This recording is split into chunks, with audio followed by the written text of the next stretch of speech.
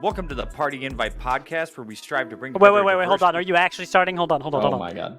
Yes, you Okay, said, you're you said right. I'm down to That's so any time. I thought you were going to be like, and action. All right, I got the music paused. Now you can start and not give Carlos a headache trying to get us on track again. Welcome to the Party Invite podcast, where we strive to bring together a diverse group of enthusiasts to play, discuss, and enjoy everything video games. Tonight, we have party members Debbie Hill, Hello, that's me. Vilos, Thomas Egan, Hello. and I'm Chris Mowry. This week, you'll get a healthy dose of what we've been playing, and then we'll get into the drop. The drop. The drop. Vilos. Looks like you've been playing some interesting things here. Let's talk about them. I've been playing some things. So a game I've spoken on a few times, Smelter, the Metroidvania. That is one game that I've put a solid about 10 hours into over the past week because I gave up on it a few months ago because a certain part of it got ridiculously hard. Like, people are talking Elden Ring right now. Nah, get into a Metroidvania that has control issues. Smelter, boy, there's some things with it. I have an absolute love-hate relationship with this game. And this is actually, it's inspired kind of by ActRaiser as far as having a strategy side to it, not just being a Metroidvania game.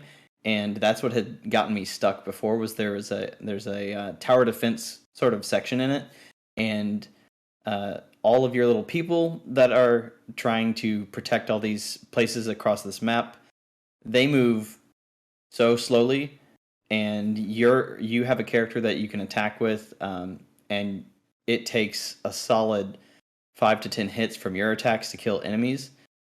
But then there will be like 20 times more enemies than people that you have. And it's just, it takes a literal miracle to get through some of these strategy sections. I finally did it this week, and I got a solid 2/3 of the way through the game. And then part of the actual Metroidvania part of it got me. I got to a boss fight where you can't actually save. You have to just take it, and you have to lose until you win. And you actually have to replay the entire level to get to that boss fight again if you get out of it. And so after a solid 15 tries on this boss fight, I said, you know what? I'll see you in 3 more months. You gave that such a grace period. That sounds so frustrating. Like, I hate it because I love the game. I love so many things about it. But you've got 3 different kinds of abilities that you can go through. You can change in just a second, and every time you have to adjust to these particular bosses or particular enemies, it's extra convoluted. I've played with the Joy-Cons and my Pro Controller. Guess what? Joy-Cons are more responsive. Really? I don't know why. Yeah, it's like the game knows what you're doing, and it's like, nah, you can't do this. Like Thomas, you played Celeste on Switch, didn't you? No, but I played on PS4. Okay, well that like still even any console stuff versus like. I mean, anytime I play something on my Switch, it's so much better to have the Pro Controller. Like, if I'm playing Hades, I can technically use the Joy-Cons, but you've heard me talk at length about my problems with drift. Even though I could get them fixed, I'm just, an old man when it comes to that, and I'd rather be grumpy than solve the problem. Like, think about the worst controls you've ever had on Joy-Cons, and then flip it with the Pro Controller. It makes no sense, and I was super frustrated, so I'm gonna see that game again later this year, but maybe you have to unlock Pro mode. It doesn't read Pro controllers properly until you're an actual professional. So right. When we were seeing footage of that game, I just remembered this is the game that you brought up, and then we looked up the developer, and their website, and it took us to like a clothing store or something. Oh, I right. remember that. Oh We my were like, god. what is going on with this game? You know, It's still got an obscure following, but it's mostly good. if Is the main for character those, fashionable? oh yeah, Yes. for those character, I just played the trailer on the video feed. If we're playing bingo at home, we saw bikini armor is one. We saw multiple graphic like points of perspective, kind of like Octopath Traveler. You know, we saw some pretty dope pixel art. So that's at least 3. I know there are at least 2 more in there that we can get the 5 with. But yeah, it was that looks like a very Carlos game. I like Absolutely. that there. I was surprised here. Let's see if I can go back in the trailer. I'm gonna scrub through this on the podcast. You've got the the Metroidvania stuff that's left or right side scroller, but then you've got this top down a visual that's almost like those old games at the arcade where you're like a ship that moves all over the screen. That's not like a totally accurate description. It's not quite isometric, but very similar. Yeah, I haven't seen a game like this that's had both. Never seen something like that. Yeah, it's wild, and like I said, it's mostly well integrated. It's just that you're literally dealing with hundreds of characters in that strategy section. You're dealing with hundreds of characters. You actually have to go to like a house or a barracks or something and dismiss your people, which are called Zerms. You have to dismiss a person in order for them to move their ass to somewhere else where you need them. And half the time in this game, I will go back, literally walk my character 2 minutes across the map in order to dismiss somebody from over here that's not getting attacked right now. And then it will take them, no kidding you, 20 minutes of game time to get to where I need them to be. And by then, all my stuff is destroyed by the enemies because there's 20 enemies versus me trying to take all of them on. Oof. It's so frustrating. That's rough. Yeah. But thankfully, that was not the only game that I played this week. I did put short time into Triangle Strategy. I have realized that it is not a game I should play when I'm sleepy or about to go to bed, because as the reviews have said, it's really not for everybody. But the fact is, this is a talky ass game. Oh yeah, it is more talkative than most visual novels that I've seen. Oh, boy. And you know that I love me some visual novels. Yeah, that's but you that's a lot of just talk. set it on auto mode, and all the whole cast is voice acted, so it's great. But at the same time, it's like hearing Daenerys Targaryen only talk in Game of Thrones, and then about 2 hours later, you're gonna have an action scene. And you're like, yes, the actual gameplay. All right, great. But yeah, so far I've only put about 3 hours into it. I've only had a couple fights because it's just so much story. But at the end of the day, I know it's going to be one of my favorite things this year. So I did have to put a casual game into the mix this week, and that was Captain Tsubasa. I think it's Rise of Champions is the subtitle. And it's an arcade soccer game based off the anime Captain Tsubasa. And it is surprisingly fun. If you want a little bit of that arcade soccer where you can just beat the hell out of somebody when you need to, that's the game. Yeah. The soccer itself is the name of the game. It's another right. Okay, yeah. Another narrative that's like super heavy. It's just like setting up this really ridiculous story, which I think I remember reading a little bit of the manga way back when. It's so bloated as far as story goes. It's really more hilarious than anything because like the character that's on screen right now is a coach, but if you see the actual main character here in a moment, Tsubasa himself, tell me what age you think these characters are supposed to be. 12. Definitely teenager, because Lissy and I have talked about how in anime, anytime like women have really long legs, they're supposed to be in like 7th grade. Yeah. Yeah, these are middle schoolers. Yep. And like you guys got the joke of it already just because of anime like knowledge, but none of it makes sense in the story itself because they're just like they're talking about elementary school in the whole first 2 hours of the game. They're like, "Yo, remember that time in elementary school when we did this at nationals?" And it's like, guys, nobody is gonna go around, even if they're middle schoolers. They're not gonna be like, "Guys, do you remember when we just fucking Nailed had the it. best time of our lives in Remember, like, elementary school?" pattern Like, blocks? Oh, they were so good. Is the gameplay? Do you actually play the soccer games? yeah, you Like, do. Sort of They're like striker style or something. it's not quite striker style, but there are some really fun things that can unlock. So it's regular soccer gameplay. You do have tackles that are impactful. Like you can just violently tackle somebody. There's not penalties in this freaking game. Yeah. You just violently tackle. You burst your way through, and actually the point of this is to actually go for as many goals as possible, because each goal knocks the morale down or the spirit down for the goalies. And so you wear them down enough, and then you can just power up. Just hold your shoot button to the max, and that will basically start a new cutscene. Sometimes it goes from a cutscene to actually scoring. Sometimes it goes from an action cutscene to visual novel again. It's like, okay, don't worry about playing anymore. You're just back into the story. It's really entertaining though. It's a really good time. It's definitely different. It's not quite Strikers, but I think it would scratch the itch for those that are waiting for that. For sure. It's definitely very theatrical. Yeah. It's super extra. There's literally no.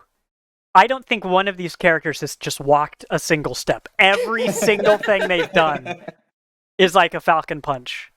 It is really funny because there's a dude that's clearly like he's an NFL player, like an adult ass NFL player on this field, and he's the slowest dude on the field at any time. He's also like 6'3", and when you get him, like I'm not even kidding. You probably could see it in the trailer, but there's this character that's clearly an adult. Oh my gosh! And when you do get to this guy, he's the only realistically human feeling character out of all of it because he just moves like a brick. And his passes are just like 5 feet ahead of him. Dude, like, okay, thanks. Shout out to my friends at the Wayne Manor Memoirs podcast. Every season of their show, that's all Batman stuff, they have an episode about Kamandi, which is it's Kamandi, the last boy on Earth. And when you look at the comics, like especially some of the older ones, this is clearly a 14-year-old boy with the face and body of a 60-year-old. Like the body of like a 40-year-old that's just ripped, absolute bodybuilder, and the face of like a 60-year-old. You're like, what? Have you guys never seen a teenager before?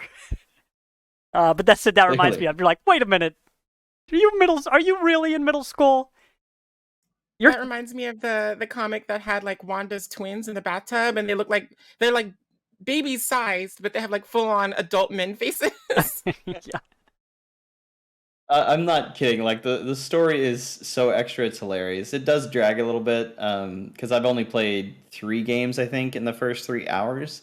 But it's just so funny in Japanese that sometimes it's unavoidable to have fun. Like the moment that your coach, this supposedly epic coach who is like a rock star for getting an elementary school team to national soccer championship, like. He goes over to this opposing team and he's like, you guys are pretty talented. I'd like to see you on my team." Like, who does that to kids like this? It's so messed up. He's the rock star for coaching kids, so he's the Gordon Bombay of this story. Like, for real. I don't get that reference. What? Mighty Ducks? Oh, okay. Emilio Estevez, the Mighty Duck Man? I'm not going to remember some obscure like hockey coach name from like 15 years ago from a movie I've seen like once. Gordon Bombay. I'm with Debbie on this one. I know Emilio Estevez. I know the Mighty Ducks, but yeah, I'm not a big Gordon Ramsay fan. Man, you're gonna upset Russ in chat. Amelia. I'll quickly touch on what I've been playing because it's very quick because I haven't had a lot of time to play. I'm still playing a little bit of Horizon Forbidden West. It's just so much and so long. So every time I get in there, I like knock out like 2 side quests. Then I'm like, well, that was 2 hours. So Yeah. better That's so much gotta time for a go side do quest. some other stuff. But WWE 2K22 came out this week for people that pre-ordered. It's just Again, create a game, Debbie. some early access. And thankfully, this isn't as much of a disaster as all their other games were. I'm sure everyone has seen the amazing memes and GIFs of WWE 2K20. If I should have linked that in there just so we could watch some of that because that's very Well, funny. there's the thing Carlos linked today from Mega Ran's feed. Oh, that That's was so great. perfect. That was amazing. Just getting thrown off the top. Yeah, of the she's like, stage. oh, Yeah, just murdered. that dude's got a broken back. But basically, they did such a horrible job with this franchise that they were like, just take a year off. Don't Yeah. worry about it. Just take a year off and come back again and try again. And basically, I think they did okay. They've done okay. It's definitely not like a 3, an IGN 3. I actually don't know what the rating is, but I'm going to guess it's probably like a 6 or a 7. So it's like hey, you did all right. You did pretty good. Yeah. I mean, just on the 2K I don't know. I'm not graphics. convinced. They didn't look sweaty enough to me. Wait, actually, Chris, It's very did you sweaty. say it was pretty good and you think it would get a 6 or 7? Yeah. That's a like good. That's like when we talked good about score. Wildermyth, right? I have fun with it. I think the game's about a 6 or a 7. You know, it's Oh, a reasonable. You know, I gave it a 3 out of 5, and you were like, "We're about to have a smackdown. See you in the ring." I would put Wildermyth at like an 8. Oh, Well, we've seen Chris in the ring. I think you would win, Thomas. Oh, no doubt. But yeah, it's good. They fixed a lot of shit. I think what they did was they get you into a lot of canned animations so that it has less chances of going fucking sideways and things breaking. I've only had the game crash on me twice. So that's an improvement. Yeah. Improve. Good job. Y'all did it. Now they probably won't have. There's already news and stuff that this week WWE is now talking to EA about their games and most likely will not continue with 2K because they are on your console. So that's an improvement and cool because I don't know that really any other sports game has done that. So that's something interesting. But yeah, it's fine. It's good. Sweet. That's what I've been playing. Devi, Yas. you have been playing Multiversus. I didn't even know this was out. It's not out. It was another technical alpha test. So this was the second one that they've had, and it was a lot longer than their first one. I think if I remember correctly, their first one was just like a weekend long. This one was like over a week. Nice. And it was a lot of fun. Of course, it was an NDA, so I can't talk much about it except for what we already know, which is that it is a platform fighter starring a bunch of like Warner Brothers franchises, characters, and things like that. And if we have the trailer up, I'm sure you could see some of the characters that are announced. But they actually just announced this I could talk about because they put it on Twitter. They announced Velma as a playable character. Oh hell yeah! Zoinks. She may or may not have been playable during the technical alpha, and she may or may not be super duper awesome.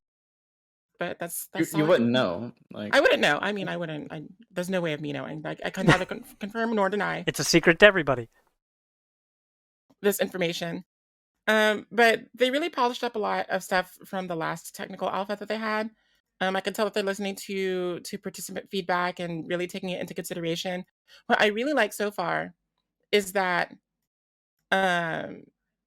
it feels like a game where the studio actually believes in their game, unlike a certain other platform fighter that came out recently, starring cartoon characters from different franchises that I won't say by name. because ew, poison my tongue. No, thank you. Nickelodeon. Mm-hmm. Chris, Yeah, that one. this is a So, family podcast. Oh, I'm sorry. I'm sorry. But no, it's shaping up to be a lot of fun. I'm not really sure how much I could say about my impressions about the game because NDA, and I'm not trying to get sued or banned. But look forward to it is all I can really say for sure. Please look forward to this. Um, sign up on their website multiversus.com. They during the last technical alpha, like the one that just ended, they kept inviting people by waves. So even if you didn't get in from the day one of the alpha, there was a chance to get in and continue playing that way. Nice. So just go on, like it's free to do. Just you have to make a profile on WB Games or whatever, and the next time that they have like a technical test, you might get invited. And once you're invited, you're grandfathered over, so you're in. Nice. Since there have been 2 technical alphas, I'm going to assume, this is me making an assumption, not making an actual claim, that the next test will be some kind of beta, which might mean it could be open. Now, I know that it's not coming to Switch, but it will be coming to consoles.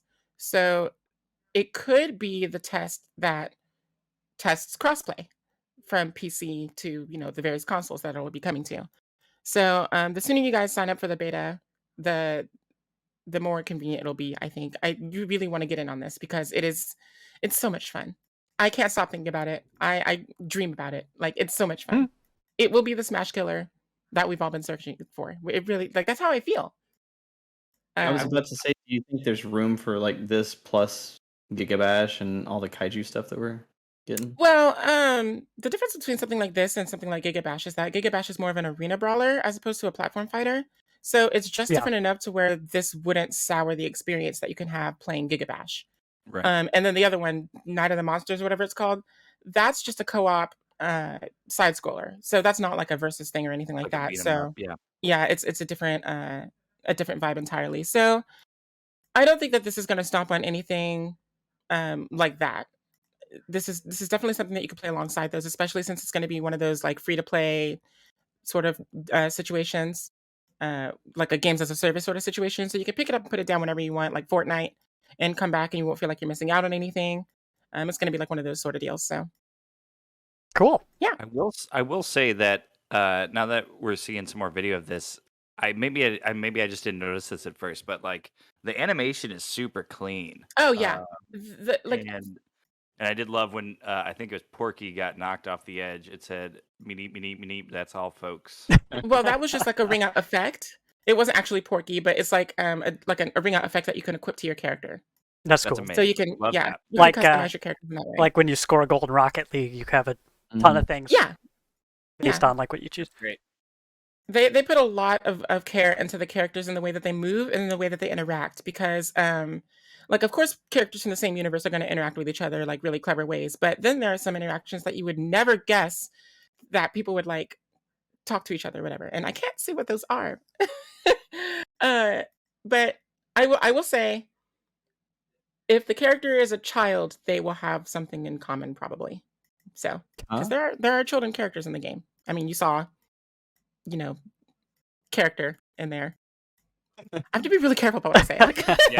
Well, I've definitely looked at rumors and stuff, but I don't remember seeing who might the other Game of Thrones character might be. So I'm intrigued. I did not even know. Like, I haven't been following leaks or anything. Like, I've been a part of this, like the NDA server, and like we can't talk about leaks in there because they would prefer that you not. And so I haven't been following any leaks or anything like that, just because I like to be pleasantly surprised anyway. And I didn't even know that they were planning on bringing another Game of Thrones character. But I hope it's Ghost. I want something really unorthodox because this game really shines when it comes to the weird. The roster so far is super eclectic, and of course, nobody expected Velma to be announced, like of all people. So she plays in a way that exists. So I think that people, once they get their hands on the game, will be very pleasantly surprised at how smooth it is and how what's the word I'm looking for? Intuitive it is. A lot of people tend to prefer one mode over the other, but it is designed for teams play. So I think that it's going to be very, very good for esports. So when it finally is like live and stuff, especially with the low entry barrier of it being free to play, it's going to take the circuit by storm, I'm pretty sure. Sweet. That's Yeah. awesome. Multiversus.com. Sign up now. Like literally sign up now. I don't hear any typing on over the Discord. What are you guys doing? Come on now. But speaking of like Night of the Monsters and side-scrolling beat 'em ups like that, the other game that I have been playing is Double Dragon, which is one of my favorite like classic games of all time. As y'all know, beat 'em ups, side-scrolling beat 'em ups are my favorite, like one of my favorite genres ever to play. I love Double Dragon, I love Golden Axe, I love Streets of Rage. Like all of that's like right up my tree. So, which is kind of I think what puts like Donkey Kong Country kind of up there as like because it's my favorite game of all time, DKC2. But it's a side-scrolling platforming kind of beat 'em up like that, you know.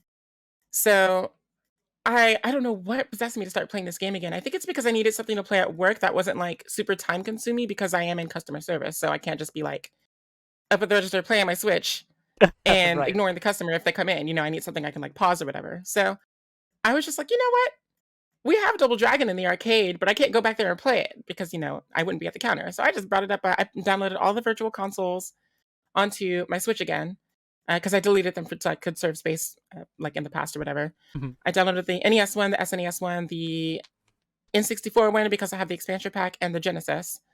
So I have all those on my Switch now. But the first thing I gravitated toward was Double Dragon because I just love the music. It's such good music. It's one of my favorite soundtracks of the NES era. I wanna say it's so good. And the remake that they did, Double Dragon Neon, which is available on all platforms. Finally, I waited so long for it to come to Switch, but it's a very faithful reimagining of Double Dragon because it has its roots in the original. Because I think there's like 4 Double Dragons, like 1, 2, 3, and 4, and then like the third one started out on the Super Nintendo or something like that. 8 dragons. That's crazy. Mathematical, but the original Dungeons and Dragons. Hello, Double Dragon. I mean, that's where it all Dungeons and started. Dragons. Yeah, That's where doubles we and get dragons. like the we got the glitch going on. I was about to say I've always loved that elevator to have in there. Excuse me. Whoop. Gonna just go shopping for some new pants right quick. I'll be right back. I love the faces in this game. That's like something I always will like never. It's like just etched in my brain Yeah. of the way the faces look. It's just nostalgic. Yeah, especially when you're like falling off of a cliff or something, because like he'll have like the really pained expression, like, dude, you're just taking a step. Like it's fine. You're like a martial artist. Like, what's going on here? Yeah, I just have been having such a blast playing this game, as well as just the NES console in general. I started playing Super Valis on the SNES one. Valis is one of my favorite. I mean, it's a side-scrolling beat 'em up, so That's it. But that bingo card. But you know, before the end of this year, I'm gonna put out the call for everybody in the community to submit, to privately submit bingo card submissions. And I want to see what we end up with at the end of the year, because I know we got a few people who are really familiar with what each of us are into. So I want to see what that looks like. We'll go through some trailers of like games none of us have played, and we'll be like, okay, who's got the most bingo spots filled out? We could run through. We could run through like really fun Steam demos. You know, when they have like another Next Fest or whatever, we could be like, all right, we're going through the trailers. Whoever's got the most marks on there, they have to play the game. Even if it's not like right up their alley. Yeah, they're like, no way. And it's like, dude, the bingo cards said you've got to play this. It's not up to us. This is the way. Yeah. But that's all I've been playing recently, really. Multiversus, sign up for the beta, and Double Dragon. And I just want to play now. I'm watching the trailer, or not the trailer, but the gameplay footage, and I'm just like, you're not playing efficiently. You should have 5 hearts by now. What are you doing? Yeah, you got to knock the ladies off the ladder. Like that's the best way to do it. Everybody knows that. Well, yeah, that's like the rite of passage. Oh, that's funny. But yeah, the more damage that you do, the quicker you accumulate your hearts. So usually early gameplay is just instead of kicking, you do punches because they do less damage, which means you do more hits. And then you just do that until you get all the moves that you want. And then you can start getting all fancy. But yeah, you do have to knock the lady off the ladder. I mean, it's written. Nice. It is known. Thomas, what have you been getting yourself into? I have been playing Elden Ring and Don't Starve again. Let me get these up here. I already talked at length last week or whenever that was. Man, it feels like a long time ago. About Elden Ring, so I don't really need to talk extensively about most of it. But I do want to talk about this excellent PvP experience I had a couple days ago. I was playing co-op with a couple friends, with Mad Bomber and Suspects 101, who we've played with a bunch of stuff before, community nights and otherwise. And they took me through an area. I found a bunch of new places to go. We killed this massive dragon with the biggest like souls output that I've seen in anything in there yet, which was cool. But we went into this fort, and we go into this fort, and the forts are basically outdoor dungeons. Elden Ring is an open world, but they're like caves and forts and things that basically have, it's a lot shorter. There's a beginning and an end, and that at the end there'll be some special item. There might not always be a big boss, but there's always some special item.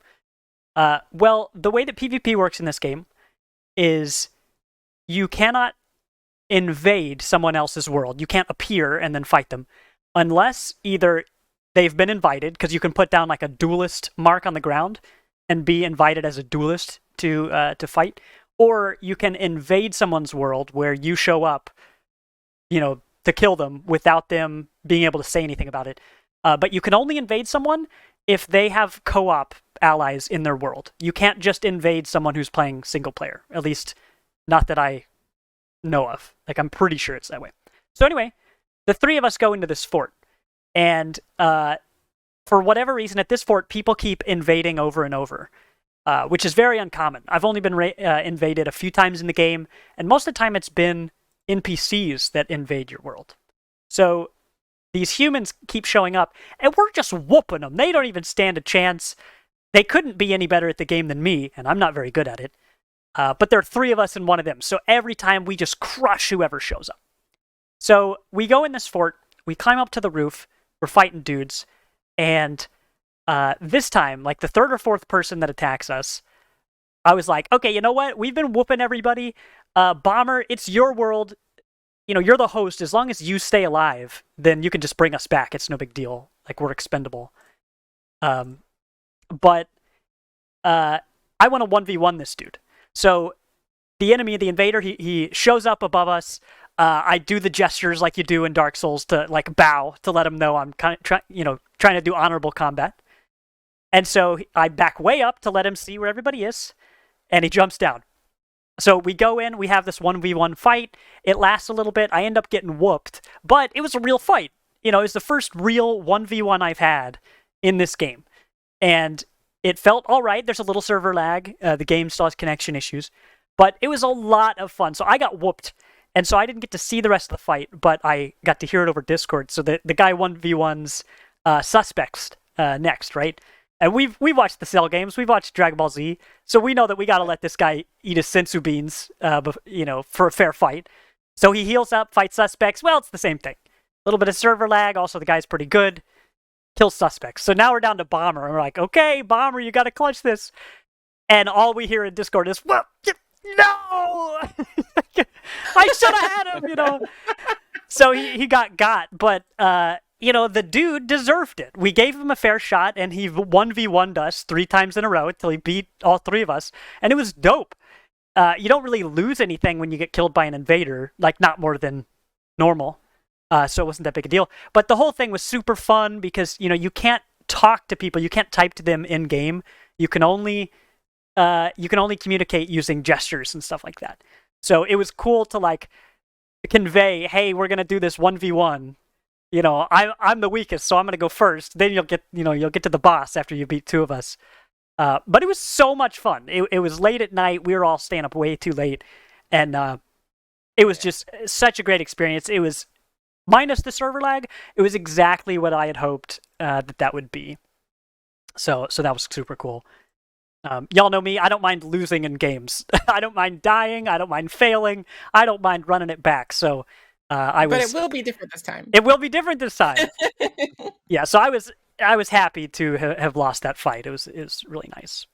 You gotta bring a Gohan instead of a Vegeta this time. That's right. What was I thinking? The other thing, so that's a great experience from Elden Ring. The flip side of that, on board with the things I mentioned before, I was in this castle area. I finally beat Margit, or Margaret as I call him, with a bunch of help. Finally beat him, and he's the boss that gates off part of the map. So I was excited to beat him. I could explore this castle, and in this castle, there are lots of nooks and crannies, tons of places to jump and hide and explore. And so I have these crystal stones that I can throw off a cliff, and if the stone lands somewhere without breaking, that means you can jump there. So that's the way you can test fall damage without just, jumping off a cliff. So I'm in this castle, I'm throwing down rainbow stones, and twice this happened to me where I throw down a stone, it lands somewhere, and I'm like, oh great, I can land there too. And I jump down, and it's that same BS that I mentioned before where instead of landing on a flat surface, there's an invisible wall, and you just slide right off of it and off into the darkness, and you die. I'm like, man, what's the point of these stones if none of these boxes are accurate? Like, stuff like that seems really janky and unfinished, and it's pretty frustrating. Likewise, I saw somebody make a new character today, and I got to double down on some of that stuff. That the opening tutorial of the game is bad, not just because it doesn't tell you how to do stuff, but because it feels like the game is like breaking. But I already talked about that last week, so basically I just got a refresher and I was like, yep, it wasn't just me, it wasn't just my computer. But have you run into the spider hands? That's my question. That sounds awful. I think yes. Is that the very That's first? Exactly what Chris is doing right now. Oh, then no, I have not. Oh boy. But I'm looking forward to that. There's a huge. Zelda did it first. I'm just saying. There's a huge world out there. Like this. I was about to say the level of creep is much worse. Yeah. Spooky. There is a spider-like thing with a lot of hands, so it's funny that there are two things that could be described as spider hands. You'll know it when you see it, Thomas. Yeah. Oh, I'm sure I will. Or you won't see it, and it'll be too late. I watched. There's this very funny clip on Kind of Funny of when Blessing saw that for the first time. He literally panicked and actually got scared and started going, "No, I forgot the buttons. I don't know what to do." Oh, he's screaming and he's sweating profusely because he's so terrified of it. There are times in that game where, I mean, you get thrown into the beauty of this game is that you seriously have no idea what to expect around any corner. There could be any new mechanic. One that I guess I'm going to spoil here, so sorry if you're very sensitive to spoilers for this game, but there are characters where they're invisible, but they're only invisible if you're far away from them. So they're visible if you get close enough, but you're definitely within attacking range if you can see them. So there are times where you're like, wow, this place sure seems deserted. I'm just going to ride my horse. Oh, they're everywhere. They're everywhere. There are 10 enemies on my screen. But I love that idea because there are times like that where you'll run around a corner and an entirely new mechanic you've never seen before. Shoot, I'm walking up a cliff and I was playing with my friend Larry and he's in front of me and I hear him go, oh, and I was like, what, I don't see anything. What's the problem? And 2 seconds later, this massive ball, this humongous ball comes flying down the hill. Well, it missed Larry, but it didn't miss me. Oh, no. And this wasn't an area I hadn't seen an in-game trap in 6 hours of playing, so I sure didn't see that coming. But that stuff's real fun. But yeah, I can empathize with the panicking stuff. But yeah, that's Elden Ring. We got a bunch of new players continuing to pick it up over the past week. So if you are in our community, if you're out there and looking for people to play with, hop on our Discord, or as long as you're on PC, you can type in a group multiplayer password. We use the password party123 with capital P. That way you can see and share messages with our community. All right, you guys ready to get into this drop? Yes, sir. It is time for the drop, where we rapid fire our favorite moments and news items from the week in less than 2 minutes or less. I actually think this is a little farther back than a week, right? We're fudging it a bit. What? I I mean, Aren't we? Isn't Pokemon Scarlet and Violet? Wasn't that last week? Oh, well, a couple of these are like Yeah, a couple it's weeks a back. We definitely saved Pokemon Yes, for when that Debbie makes was sense. here. And yeah, a couple of these things are Yes, back a little bit. Yeah. So Debbie, take it away there.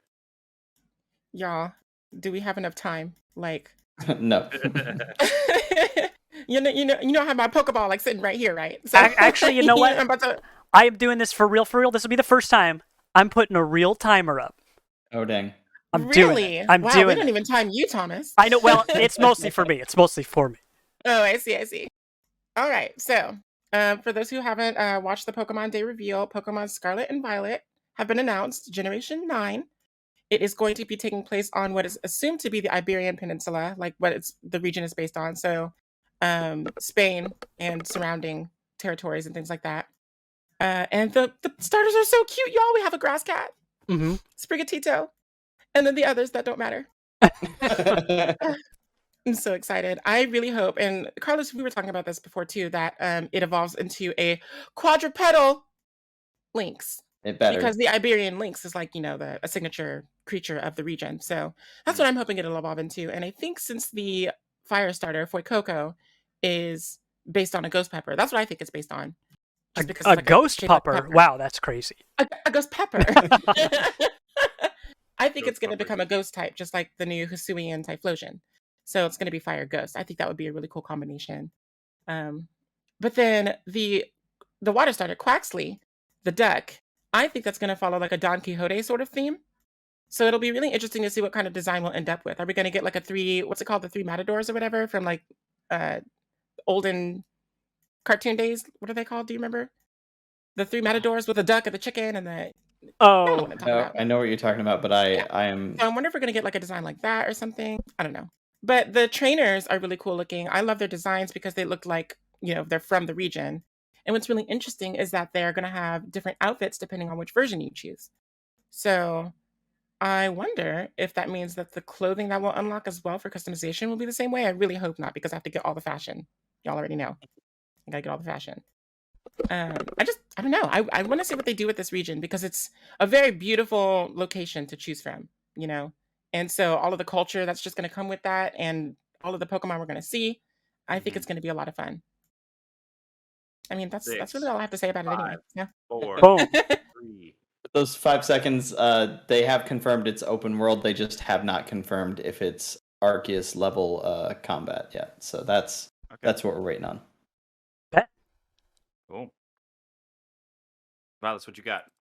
Let's see. My little story is that the makers of Celeste were missing their Game Award back from 2018, and some dude on eBay managed to find it, bought it for $500, and after a little bit of communication and stuff, they actually got the award to Extremely OK, the developer of Celeste, and it's wild.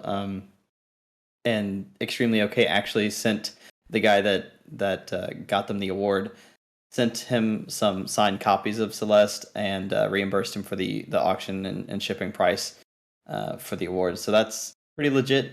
I read through the story, but it still didn't make a whole lot of sense to me as to how you can lose the game award that you won. It's like it so got funny. lost in the mail, because basically when you get handed the award at the show, that's like a stand-in award. It's not yours. Yeah. The one that's yours gets your name etched into it and mailed to you.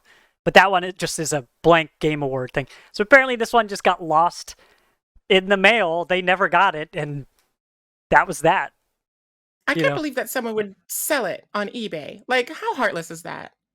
Yeah, it was some sort of liquidation sale that the seller had, and it was very questionable. So Right. I'm surprised it was the real award. Honestly, that's wild, but it's a really feel good story.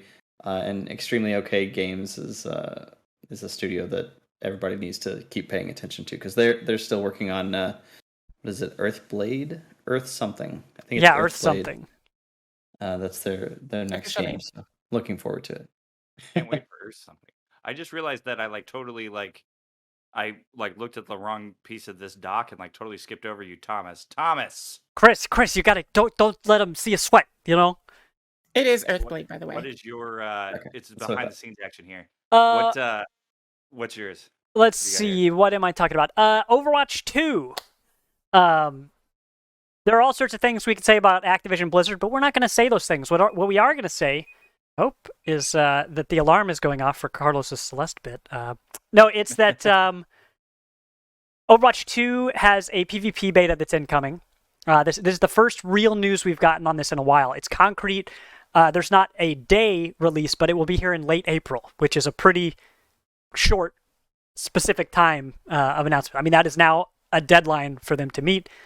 So Overwatch 2, for those who don't know, is basically just Overwatch 1 with a bunch of updates, basically a bunch of patches all releasing at the same time, plus some PvE stuff, similar to what we already saw in the first game. But now, to get the game out more quickly, they're just going to save the PvE stuff for later and come out with the PvP stuff first. So you might ask, what's the difference between, do I have to buy something to play Overwatch 2's PvP? The answer is, no, you don't. The normal Overwatch is going to be the same thing that you have right now, just with a bunch of tweaks. Those tweaks include the entire game becoming 5v5 instead of 6v6. You're going to see a new hero named Sojourn. You're going to see 4 new maps, a new mode called Push that I don't know anything about because there's already a Push the Payload mode. 4 hero reworks, total reworks on it. It's like Mei, Orisa, and a couple others. And a new ping system, which will be very helpful because communication is tough in Overwatch unless you want to invite a lot of toxic people. But we're going to see that PvP beta, which you can sign up for at the end of April. So coming very soon. And I'm excited to see what that'll be. There's a lot I could talk about of like the business plan to release them in 2 parts instead of 1, but I'm interested to see what what Halo happens. did, and it seems to be doing Totally. okay. I mean, yeah, and they just want to breathe life back into a franchise that's been bulldozed by bad publicity and all this stuff. So yeah, that's. I will say, if I don't have to pay any money for it, I am more inclined to check it out. Yep, I mean Just that's because they're not what they getting did. any money, and That's what they did with Halo. They just gave it out for free, and I'm like, suddenly I'm more interested. But Yep. that's my 2 minutes. There's this big phenomenon going on right now, guys. I don't know if you've heard of it, called the Batmans. Oh, the what? Excuse the me. Batmans. He's the bat. He's a man. He's a bat. unrecognizable name. Makes no Okay. sense. So this gaming studio was like, oh yeah, we should capitalize on that. And Gotham Knights finally got a release date, and this is the entire quote was releasing October 25th. That's it. No new trailer, no new anything. They just said, hey, Gotham Knights is coming out October 25th. So I'm excited to play that. It looks very cool. They have described it as an open world co-op, like action adventure game or action RPG.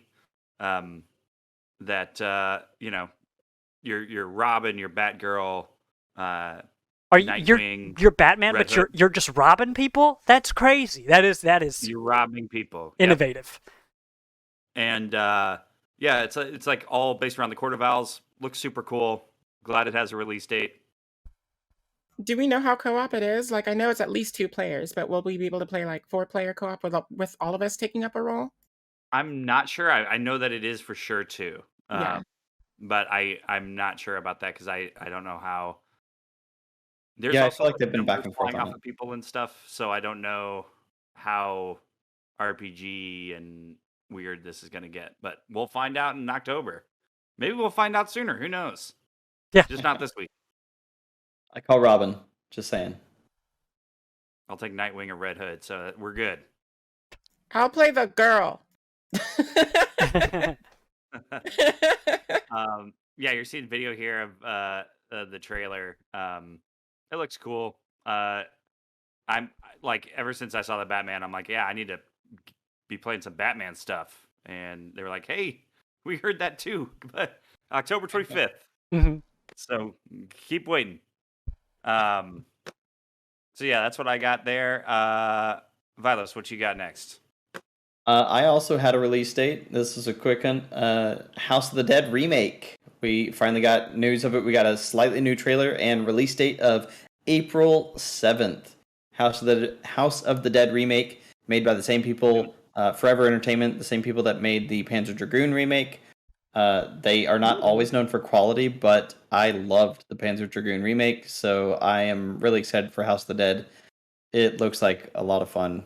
It's going to be like 3 or 4 hour game.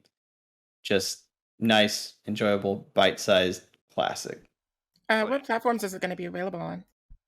I think it's everything, or at the very least, Switch, PC, PS5, 4.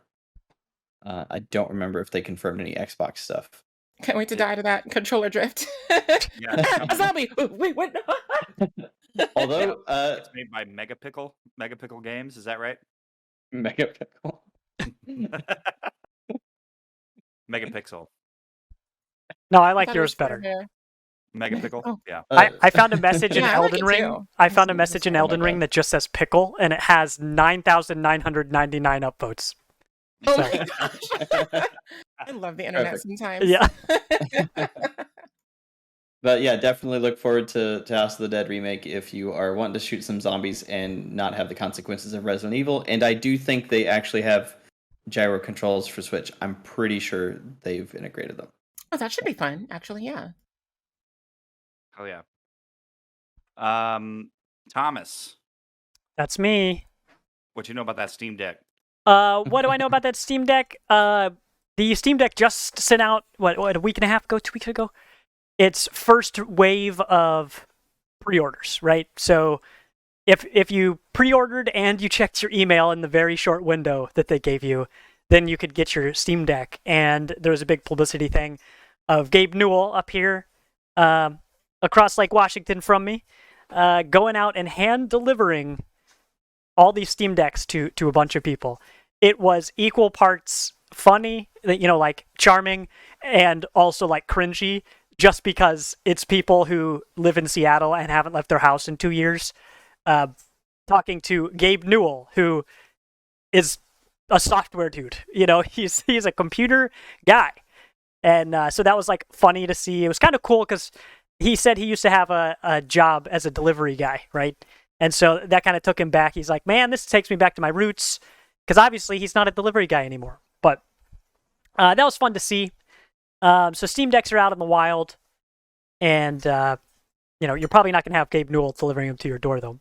The other thing, though, is that there was just a Steam Remote Play sale, and I took a look into that. I didn't end up picking anything up, but I want to read you some of the games that are on Steam's Remote Play. So Remote Play is when you can buy a game. If I buy a game and you guys want to play it, we can play it without me having to, or without you guys having to buy anything.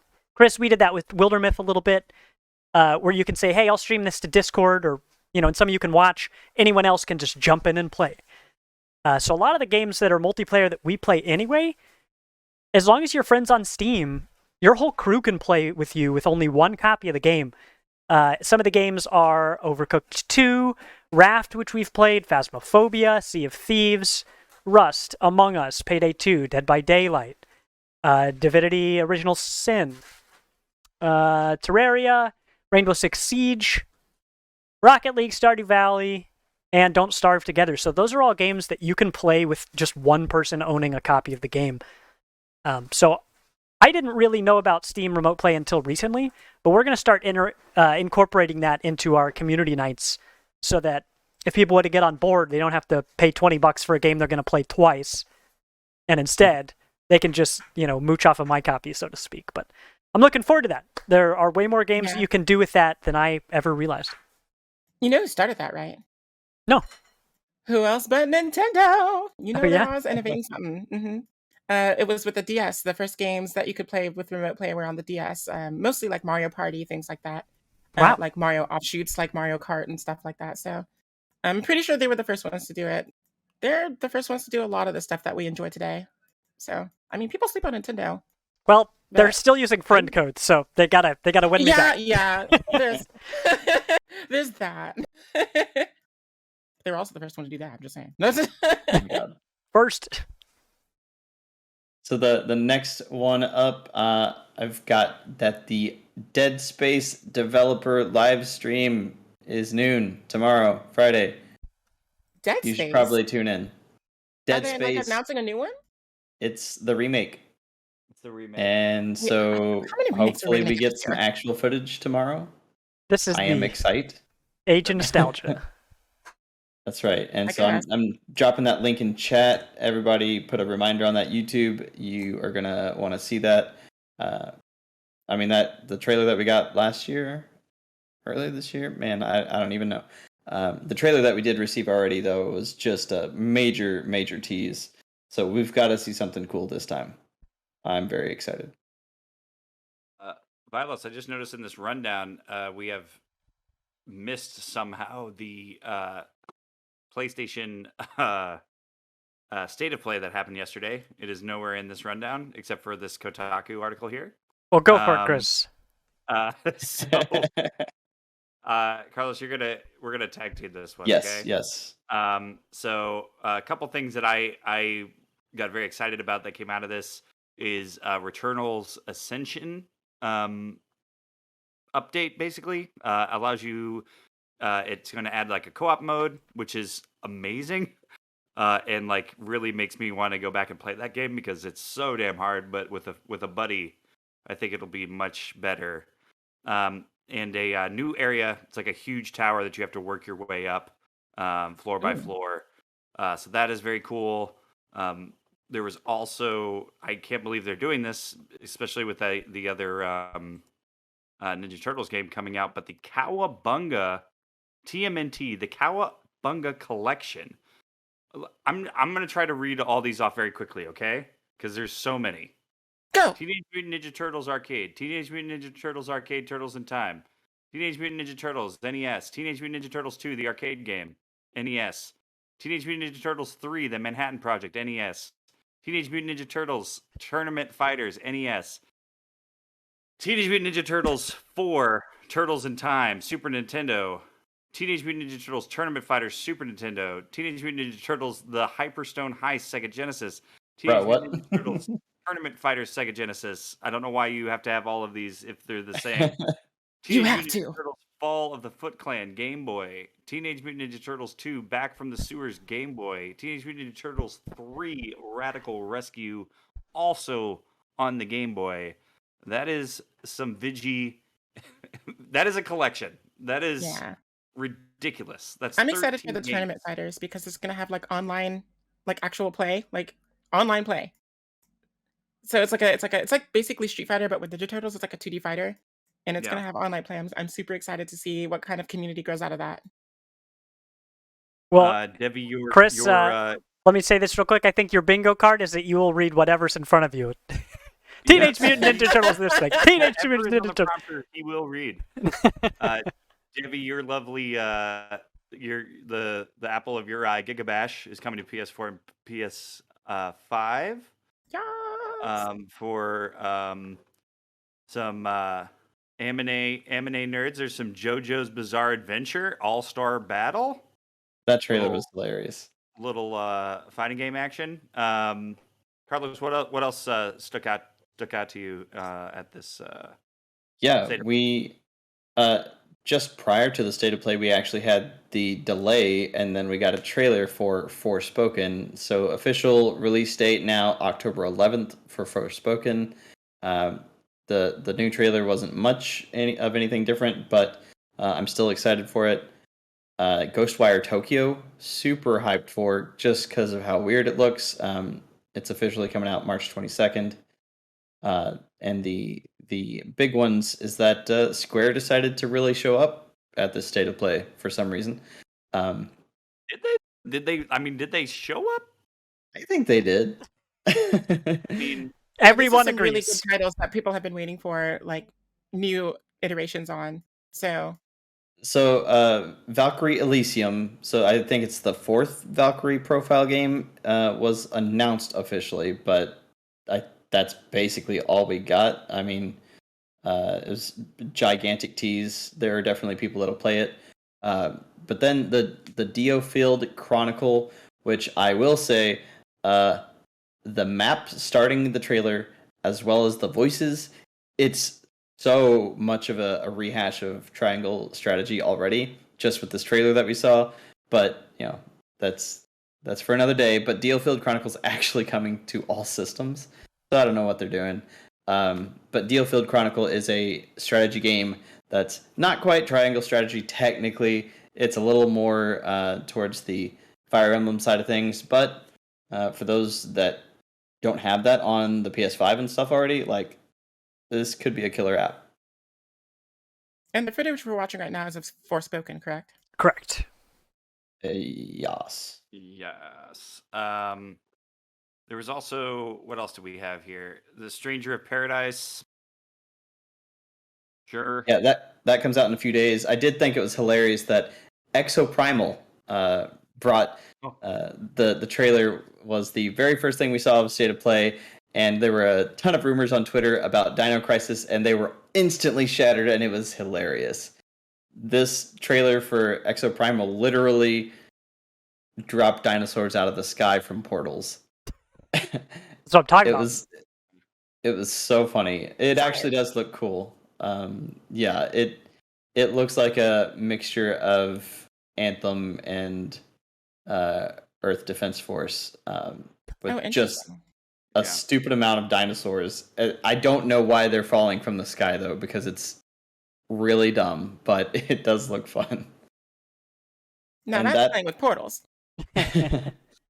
I was surprised though that most of the stuff on this State of Play was actually coming to other systems, including Exoprimal. So I don't know what they're doing.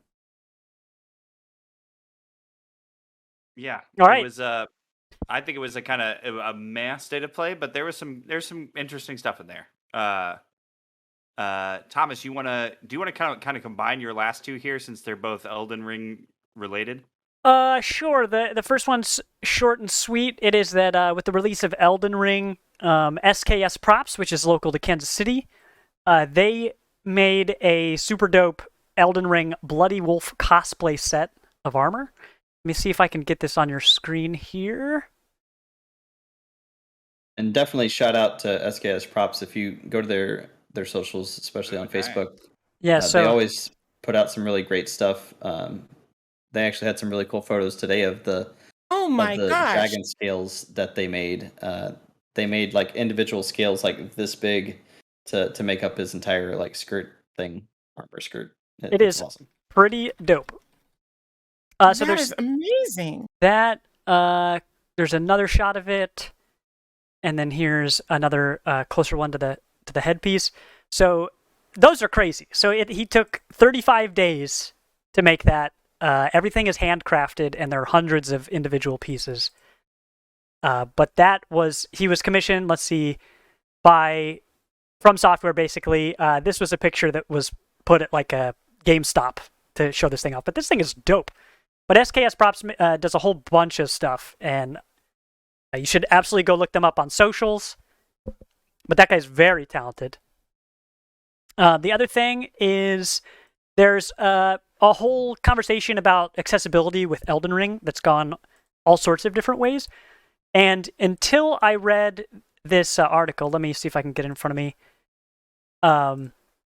Steven Saylor, the blind gamer, he released a video talking about an interview, or so the video was an interview with, let's see, I got to get his name right, Grant Stoner, who is also a disabled gamer advocate, about what it means to be accessible for Elden Ring and why, unfortunately, Steven Saylor fell off of the game. It was partially due to the actual accessibility issues and also due to people's extreme toxicity and gatekeeping, which is not a surprise given that this is a Souls game. The people who like Souls games are like people who play fighting games. If you don't feel like the game is made for you, then they will tell you that you shouldn't play it. That not that it should be accessible to you, but that it's too bad and you shouldn't cry about it. Which is a real bummer of a way to have a conversation like this. So when I read further into this, what gets complicated here, this is the first time, what Steven Saylor was saying, is the first time, and I'll try to keep this brief, that I've actually seen people talk about the accessibility for disabled gamers in Elden Ring. Most of the calls that he talks about in here for accessibility in Dark Souls games aren't to make the games more accessible to disabled gamers, things like visual cues that make it easier to see things that are on screen, or subtitle font size, or menu narration. Things like those make a game like Dark Souls more accessible to all gamers, which allows them to experience the challenge that those games have to offer. That is making it accessible to disabled gamers. Most of what people call for in accessibility for Souls games is to make the games easier, which makes them more accessible to like a wider audience. But that fundamentally changes the game when, like I talked about last week, hardship and challenge is the point. Where this gets dicey is where Steven Saylor was calling for like visual indicators when you're getting shot or you're getting attacked from like the side or behind.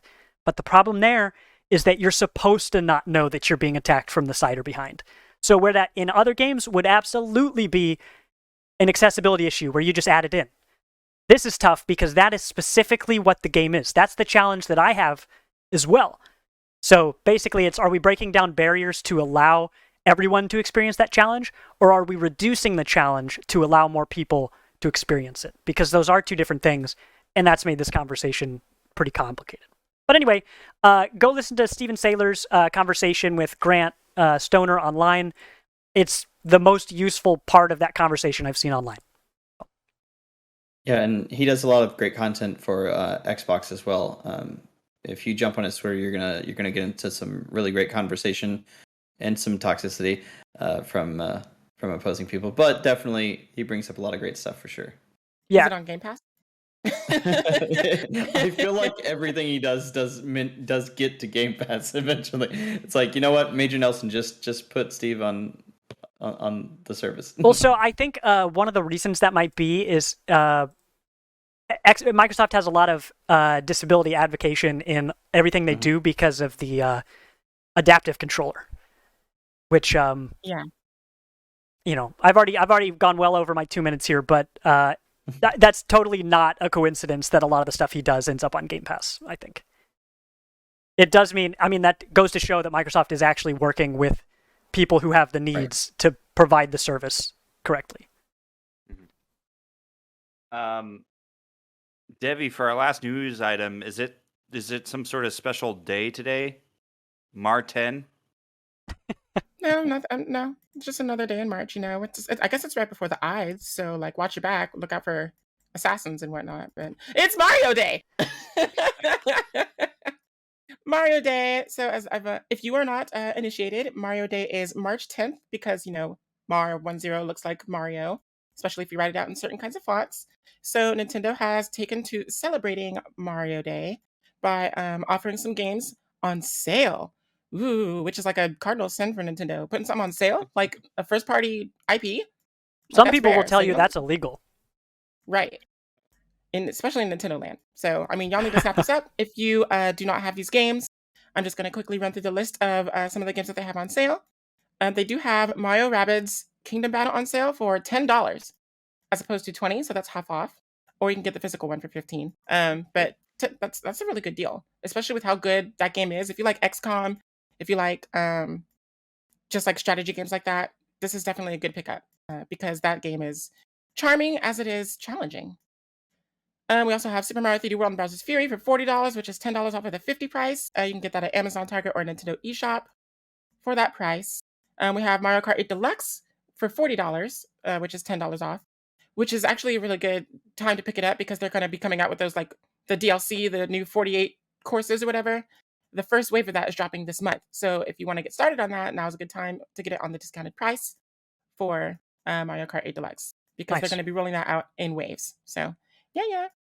Or you don't have to pay for the DLC at all if you have the expansion pack for your Nintendo Online service, which is also growing in value like every month. So please, get that shit. Use the code Sovereign Sid at checkout and Sovereign Sid, use the code, yes please, for 10% off. We do have Luigi's Mansion 3 for $40. You're gonna see $40 across like the board along, like, because it's all the same prices really. So Luigi's Mansion 3, at Amazon, Target, Best Buy, and Nintendo. The eShop. Super Mario Maker 2 is on discount for $40 as well as Super Mario Party, which is not to be confused with Mario Party Superstars. Super Mario Party is the one that came out first on the Switch. So it's not like the top 100 mini games over the course of the history of Mario Party. It's the entirely new game. But that's going to be $30 as opposed to $50. If you're going to get a Mario Party game, personally, I would get Superstars over Super Mario Party, but I'm not going to tell you what to do unless you use my code. Use my code, which doesn't exist. And then we have Mario Kart Live, the home circuit remote control edition, for $60 instead of $75. So those are some of the sales that you can find. I'm sure if you go on the eShop, you can find more for as long as the day goes on. I'm not actually sure how long. It looks like the sale lasts until the 13th.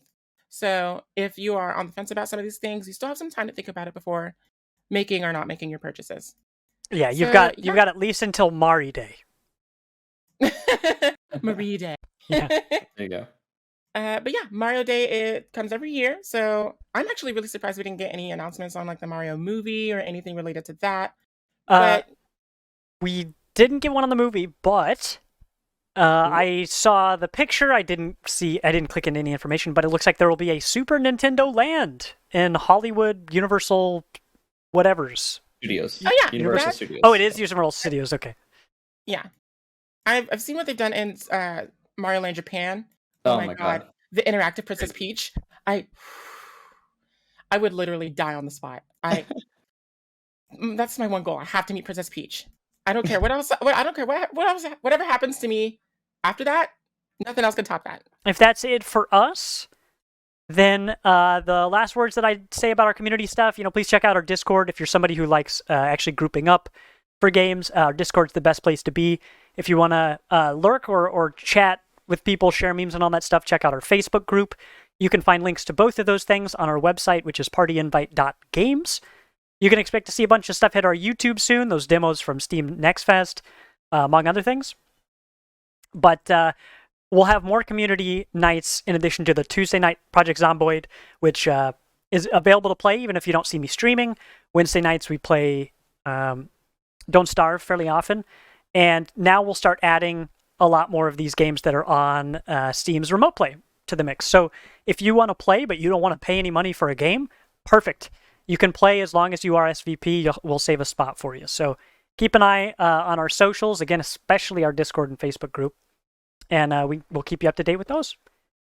So whether you're here watching us live on our new time on Thursday nights at 8:30 Central on Twitch, or you're listening later on Spotify on Mondays, this has been the Party Invite Podcast.